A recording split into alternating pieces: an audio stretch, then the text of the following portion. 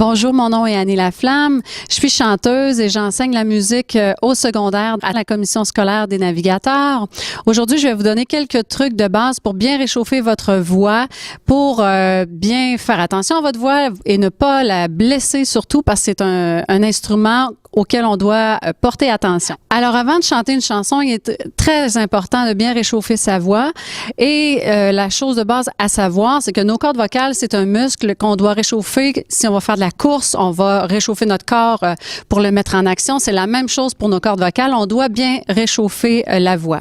Alors, première chose, c'est lorsque tu envoies de l'air à travers les cordes vocales, c'est là que l'émission du son se fait.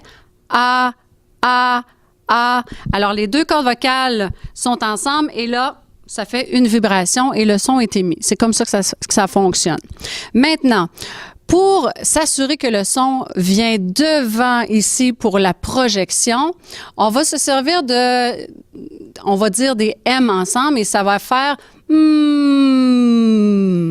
Quand on fait un M, on est sûr que le son est en avant, qu'il est bien placé parce que parfois, il y en a qui développent des problèmes vocaux parce qu'ils font et là, le son vient de l'arrière. Et là, c'est très difficile. Ça demande beaucoup d'énergie pour nos cordes vocales.